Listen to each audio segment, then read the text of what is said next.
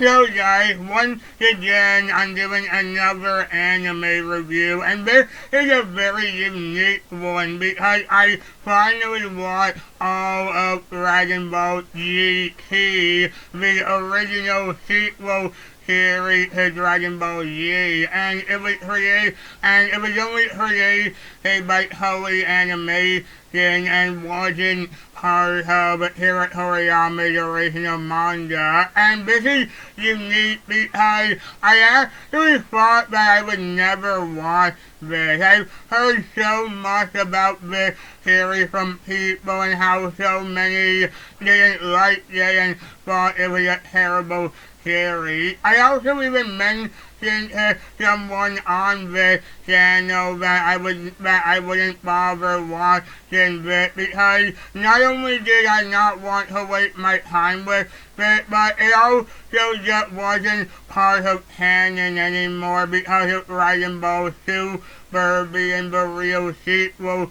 series now, and it completely retconned this entire show. But recently, I was kind of pondering about this and it because not only was it on DVD here, but the whole series was in one box set and it was just very expensive. I also just wanted to add it to my Dragon Ball collection because I've been trying to get a lot more of the DVD collection now. Like I already have all of the original Dragon Ball, Dragon Ball Z, Dragon Ball Z High, Dragon Ball Super, and the three recent Dragon Ball movies, but I also want to get this, and I also recently got the box set of all the Dragon Ball Z movies, so yeah, I just wanted to have all of them together.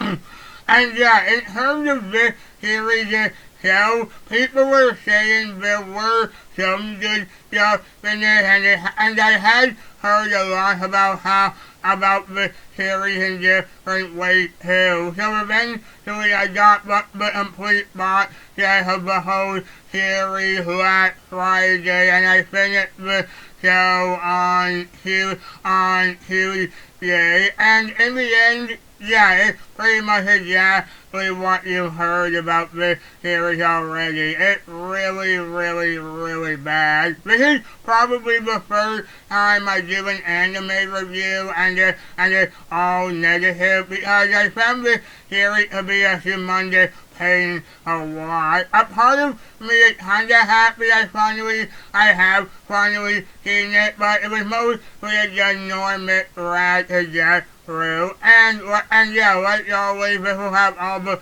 spoilers, but that's alright because I really don't think you should watch this. Anyway, let's get to it. So the basic plot is that at the beginning of the series, we start with Goku training Oob from the end of Dragon Ball Z, and they're finished in their training, but the Pilaf then finds thing called the Black Star Dragon Balls, which are exactly that, Dragon Balls, but with black stars, and they accidentally wish for Goku to be turned back into a small boy again. The Dragon Balls, however, then scatter across the universe and need to be returned to Earth, otherwise the planet will explode. So Goku decides to go into space to find them along with Trunks and Goten, but then Goten gets left behind because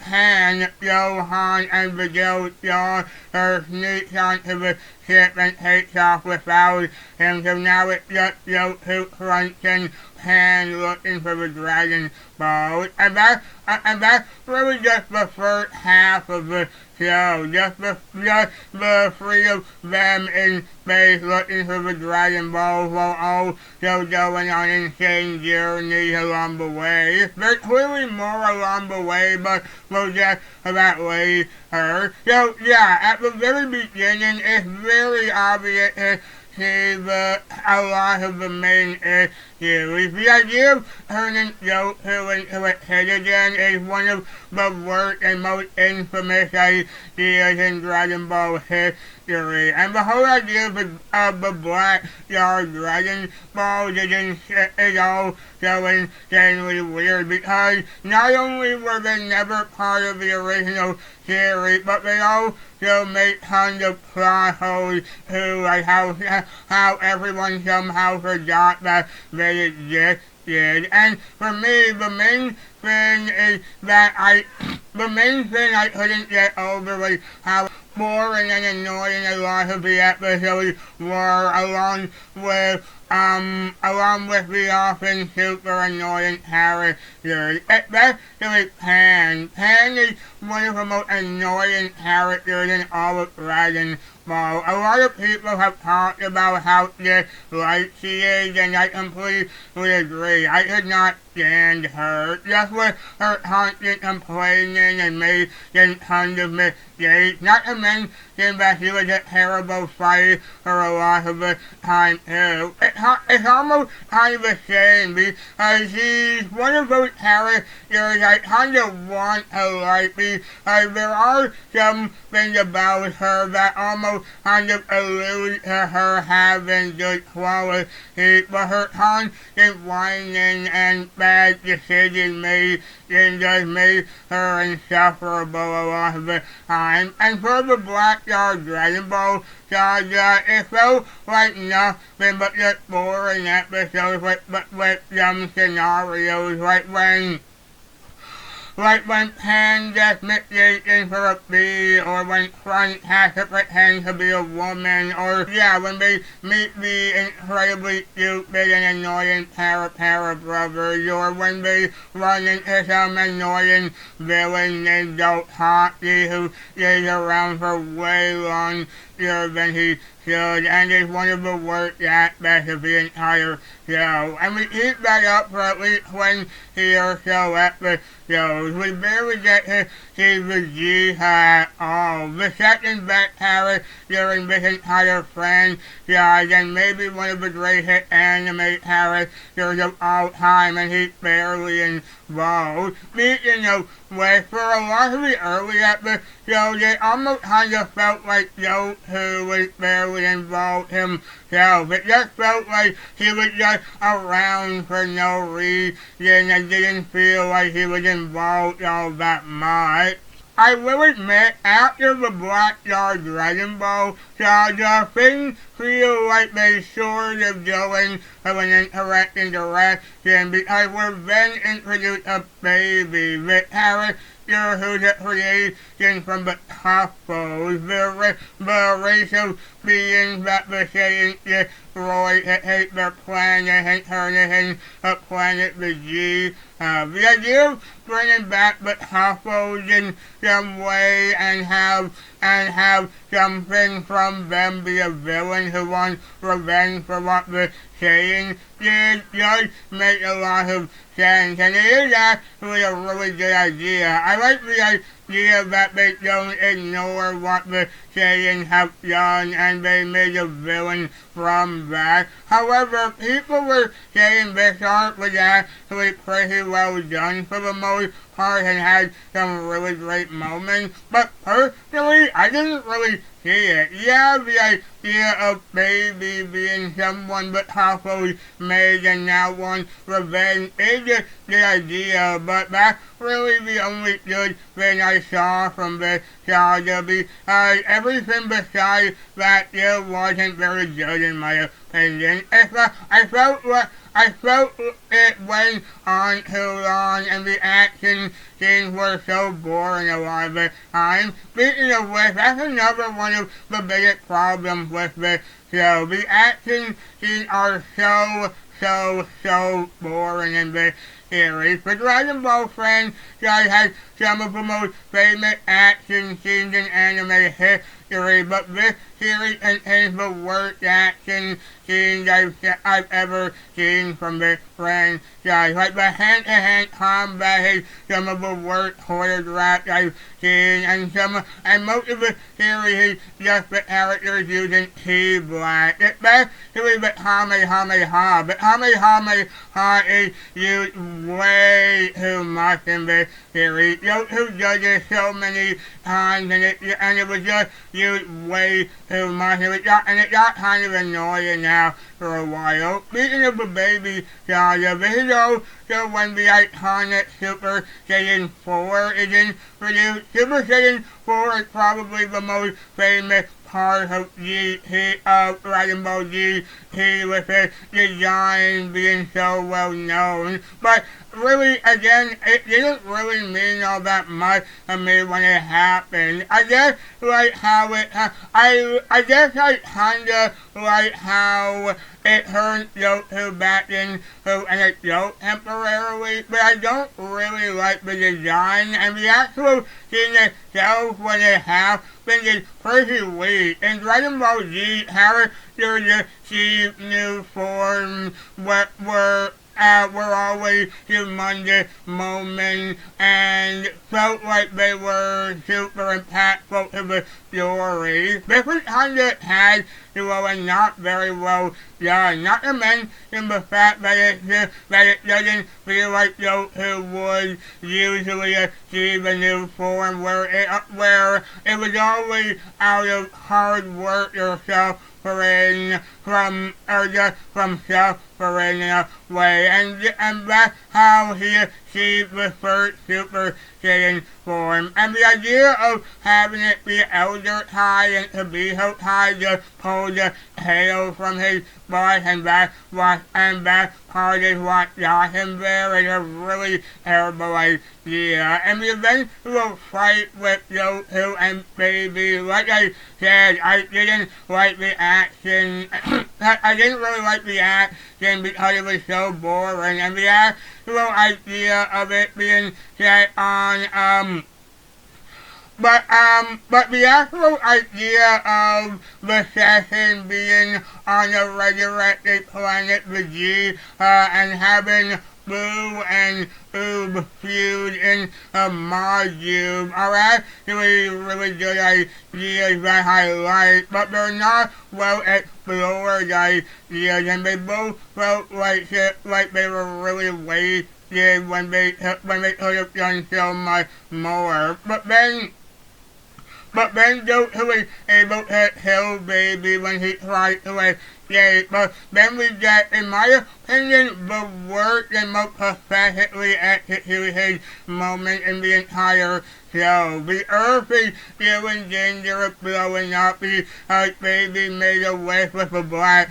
Star Dragon Ball, so they decided to move everyone on Earth to the resurrected planet Vegeta. But Piccolo, who by the way was only in this for like 5 seconds before now, decided to stay on the planet and sacrifice himself so that the Black Star Dragon Ball don't reappear again, and so he stayed on the planet when it explodes. But then the other Namekians just come in all of a sudden and wish the Earth to come back, and we don't even get to see that happen. It just kind of explained in the narration. I swear, this moment was so horribly done because not only did they have the Earth get wished back in less than 1 minute after it blew up, but the fact that we then see it back to normal without actually seeing it happen, and it was just really horribly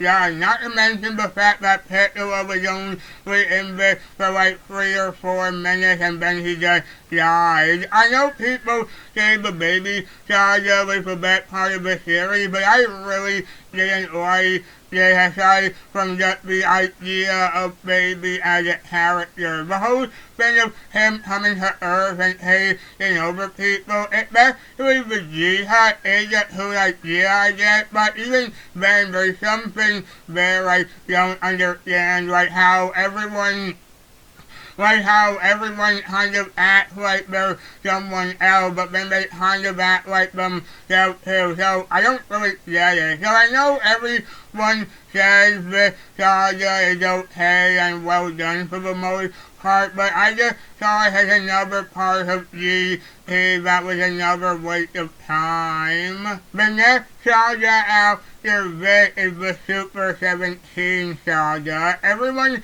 has already complained about this saga and talked about how bad it is, and yeah, it totally is. The one good thing I'll say about it is that it is really short, so we don't have to get with it for too long. Unlike the Baby saga, which I thought did go on too long as well. So Dr. Mew, the guy who was trying to resurrect Baby, he comes back and he teams up with Dr. Zero in the underworld, and they just try to have two versions of Android 17 fused in the Super 17 or Super Android 17, and they even managed to resurrect all the villains who died in the Dragon Ball franchise, and so everyone had to fight them. This is an aspect that's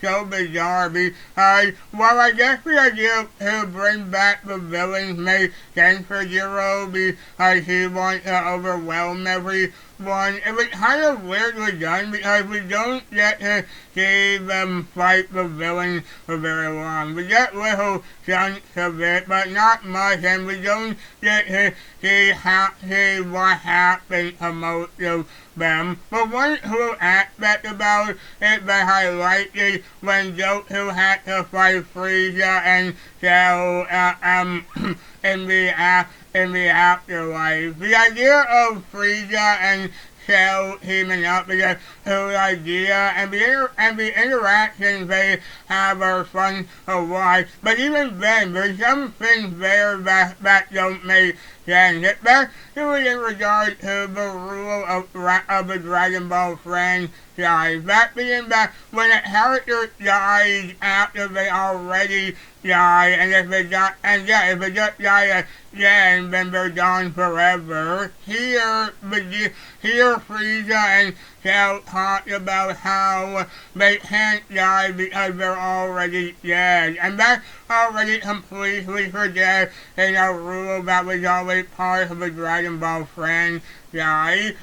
But then towards the end of the saga, we have Goku and Android 18 teaming up to fight 17 because but it's a cool ending, I guess. I mean, it's pretty generic, but it was nice to have an interaction between Goku and 18 because 17 killed Krillin. Again, like I said, the only good thing about this saga is that it's really short, so we don't have to bear with it for too long. After this is the last saga of the series, the Shadow Dragon saga. This is pretty much the same as the Baby saga for me, in that a lot of people say this saga isn't too bad and has good moments in it, but again, it was just the same for me, where I mostly found it boring and a waste of both time and good ideas. Again, there are some ideas that are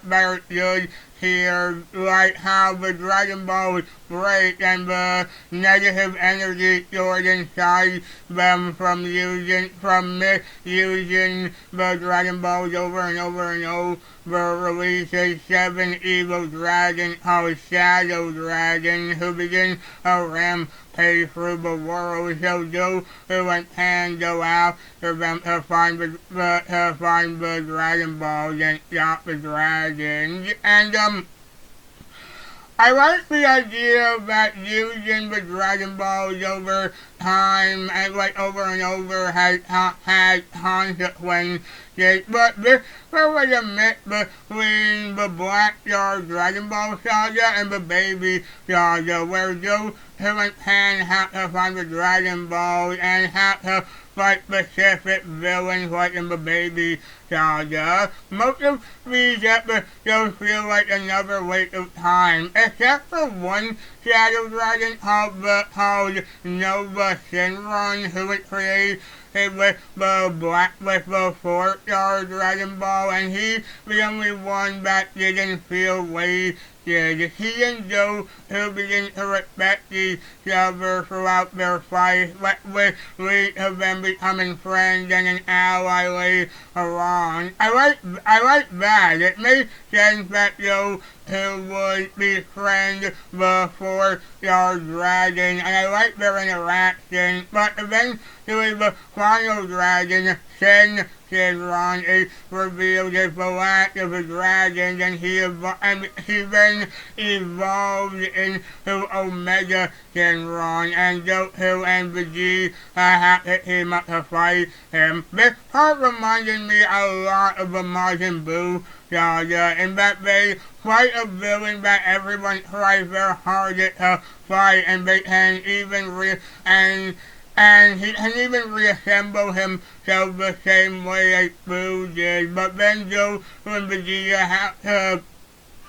have to fuse, but that doesn't work with the Goshen. Everyone getting smacked around until Goku eventually uses the Spirit Bomb to kill the villain. Except here, even though I really didn't like the Majin Buu saga because it went on for too long and was just really boring a lot of the time, but here this might have been way worse. I'll admit I like how it was shorter than that, so we don't have to wait as much time on it, but this was really poorly executed, because like I said a bunch of times already, the action was really boring, but the way the Spirit Bomb killed Omega Shenron was really weird. It was just that it hit him and he was just dead. There wasn't any long, drawn-out moment showing it. He just launched, Goku just launched the Spirit Bomb at him, and that was it. And I will admit, I know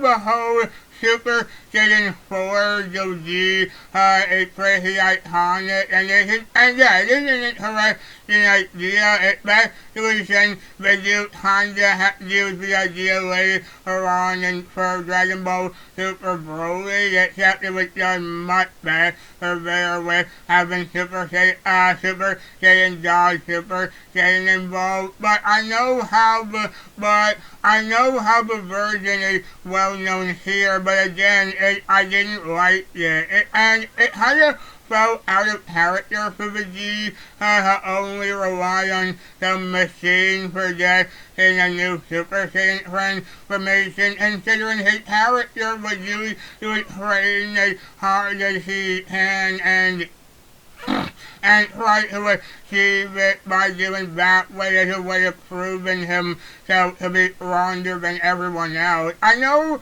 there are instances where in a desperate situation he'll just do something like that, and he'll swallow his pride and try something kind of similar if it means finishing off a villain, but you're really weird here. Although I'm not gonna lie, the actual ending is really nice. I like how it ends with being kind of bittersweet, with Goku probably leaving forever with Shenron, and Pan finds his clothes and Vegeta says goodbye to her and so on. Not gonna lie, that part probably just because I'm a huge Dragon Ball fan and I already love the characters, it actually did get me a bit emotional when it did end. It's really weird because I really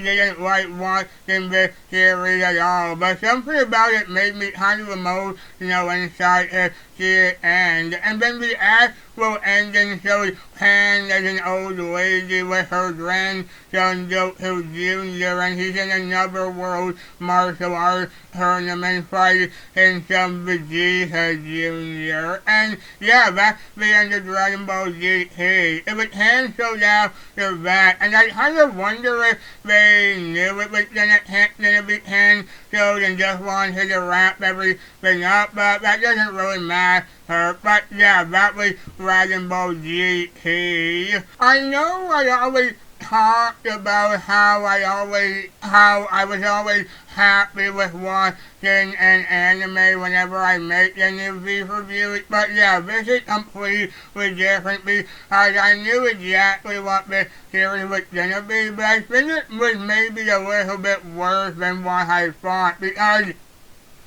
even though when people said they liked and said were okay, I didn't find any of this enjoyable myself. Sure, there were some cool ideas and interesting concepts, but that's really all I have to say for the positive. The rest of the series as a whole is exactly what not to do with a sequel series for an anime. I was just mostly bored and annoyed for most of this series. The series itself is actually only 64 episodes long, literally the same amount of episodes as Fullmetal Alchemist Brotherhood, but unlike the complete masterpiece that is that series, this show felt like a drag the whole time. Yeah, I know it's weird that I did watch this knowing what it was going to be, but I was